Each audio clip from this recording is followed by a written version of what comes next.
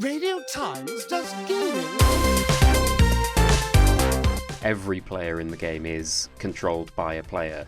So it's 3v3, 4v4, 5v5. Within a week, people started discovering it's called a blade shot. I don't think anything is really ever going to challenge the mass appeal of now EA Sports FC, which is never going to be any less clunky to say. Radio Times does gaming. Yes, Radio Times does gaming. My name is Rob Lean. I'm the gaming editor at Radio Times. And I'm Alex Raisbeck, and I'm the gaming writer at Radio Times. And in this week's episode, we're going to talk about a new football game on the block by the name of... FIFA. No, that's an old one. Oh, silly me. Rematch. That's right. It's called, I keep wanting to say Rematched, which is not what it's called. No, that is not what it... Maybe that'll be the sequel. Yeah, Rematch. Rematch. So yeah, tell us, Alex, about Rematch. What is it? What's it all about? And how does it get made? It's an arcade version of kind of like FIFA Street more than it is about FIFA, where you're kind of in like a five-a-side stadium. You've got walls on the side, and unlike in a game like FIFA where you kind of control one player at once and the rest of your team is AI and they make runs, every player in the game is controlled by a player. So it's 3v3, 4v4, 5v5, and it's all about kind of teamwork and using skills and stuff like that, and quick dribbling and bouncing the ball off the wall and stuff like that to score goals. And yeah, it's really fun. I've really enjoyed it so far.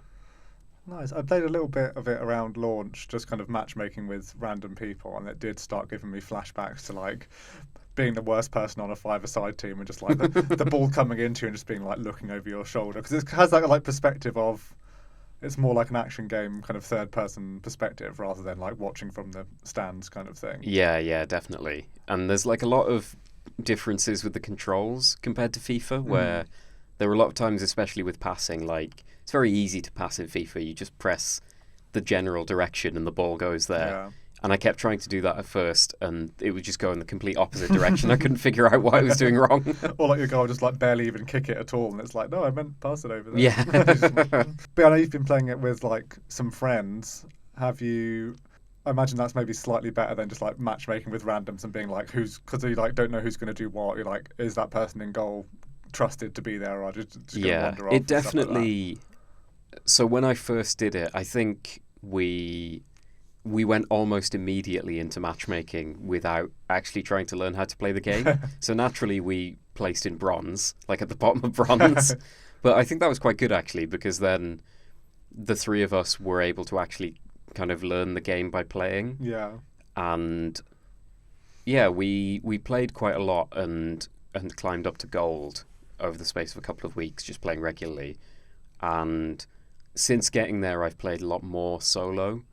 And it seems like you reach a point where people kind of realise, especially at this point after launch, that you can't just play the game on your own. You do actually have to pass to people. Yeah. And so now that people have realised that it isn't a single-player game, I think the experience is a lot better. Yeah. But yeah, those first couple of weeks were everyone wanted to just get the ball and score was just...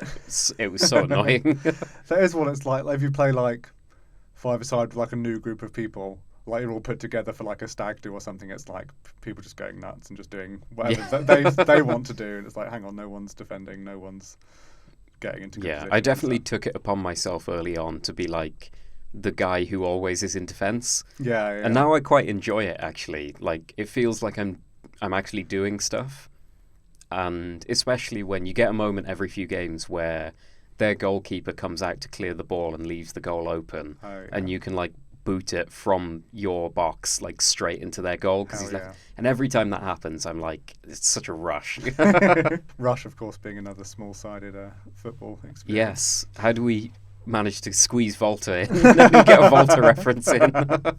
Speaking of the FIFA FC 25 of it all, do you kind of think there's space for other football games to exist and to have a decent shelf life even when there's this kind of behemoth in the industry? I think what Rematch does really well is it's really not trying to be FIFA. And you look at stuff like eFootball or PES as it once was, and I feel like PES's downfall was that it was trying to trying too hard to be FIFA. It wanted what FIFA had, and I don't think anything is really ever going to challenge the mass appeal of now EA Sports FC, which is never going to be any less clunky to say. So from now on, I'm just going to keep calling it FIFA, as I always do. Yeah, sorry, EA. Yeah, I think what Rematch does really well is it's not trying to be FIFA. It's completely its own thing. It's like barely even a football game, really. It's like it's its own genre, basically. It's just taken on like the mantle of FIFA, which is why I think so many people that aren't football fans or even like football games or like anything like that have become so invested in it. I would love to know like what's on their roadmap as well going forward. Like, what are they gonna add in future? Is there anything they've like said? So I spoke to the CEO of Sloclap, who are the developers, and Pietano, and he was telling me about how we were discussing like the mechanics of the game and how it's a deceptively simple game. There aren't that many mechanics to get to grips with, but there's a lot of unspoken complexity to it.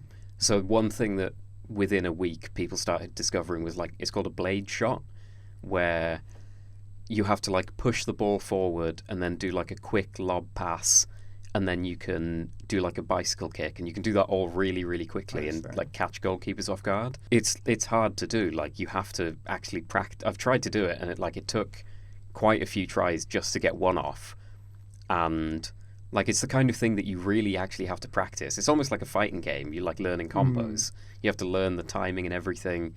And I think that's something that Pierre was saying. Like they want to improve on that. They want more granularity where anyone can continue to pick up the game and you can just play by the very basic stuff. You get the ball, you do a rainbow flick, you bounce it off the wall and score.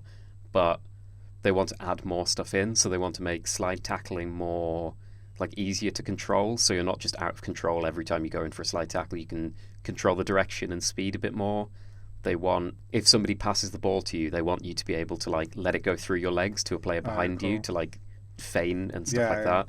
So stuff that you get in actual football that makes it more realistic and kind of adds to the tactical complexity of the game. They want to add that into Rematch to, I guess, make it have a longer shelf life, keep it interesting, but also to kind of keep those players that are really invested playing, because the people who are going to be playing at the very top of this are going to be playing it because it has this level of skill expression that other games don't. And I think keeping them involved by upping the skill ceiling repeatedly, so there's always more stuff to learn, I think is going to be like a really interesting way of keeping people involved. Yeah, I remember like before it came out, lots of people were comparing it to Rocket League and being like, what if Rocket League was football? And I was like, isn't that just football? That's just football, yeah. But like that's kind of a similar thing of like anyone I think can pick up Rocket League and play against other noobs and have like a good time. But I've got a friend who was like huge Rocket League like full timer basically at one point. It's like, oh, playing against him, it's like, wow, there's like a skill ceiling that's like a million miles above what I even knew existed, and it's so impressive to watch him like flipping around and everything. And I feel like it's similar to that, as long as like the matchmaking remains strong and the pros can play with the pros and the noobs can play with the noobs. I think they'll be onto something. Yeah, definitely. I think it's done. Yeah, it's really done well. And it's one of those instances where I'm quite happy to see a game do so well and become so popular, because I initially didn't really think that it would have such a wide appeal. But yeah, I'm really good to see. One thing I'm hoping, you mentioned they've already kind of started having real players and things show up in it. I think a bit more of that, I could see that in the future. Yeah, so they had Ronaldinho at the start. He went and visited the offices, and I mean, it made sense. Like, he is like the epitome of that kind of tricky skills and stuff like that. He was on the box of FIFA Street, if I recall. Yeah, and he played in Paris for a bit, so it all adds up. But yeah, he had a skin in the game from the start. Weird choice for the second skin is Ter Stegen from Barcelona, which is not the first person I would have chosen, especially because I don't think he's very in favour with Barcelona fans at the minute. Like, could they not have got... I mean, even like Neuer is still the German goalkeeper. Like, it feels like if you're going to put a goalie in, there are a lot of different names. No disrespect to Ter Stegen, I think he's a great goalie, but he's probably not the first person I would have chosen. It's quite cool to see, anyway, like pros getting involved with stuff like that. So I'm curious to see what left field player they go for next. Yeah. Radio Times does gaming. And yeah, if you at home would like to learn more about Rematch, you can check out Alex's full interview. There's lots of other. You talk about it being an esport and stuff like that. Yeah, we go through quite a lot of stuff. We talk about they have kind of aspirations of it potentially becoming an esport. They talk about like the inspiration for the game, how they went from making Sifu to making a football game, how they don't really view it as a football game, they view it as a shooter instead. There's a lot of really interesting stuff, so definitely worth checking out.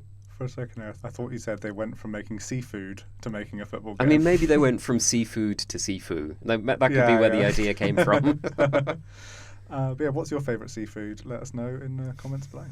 And we'll catch you next time.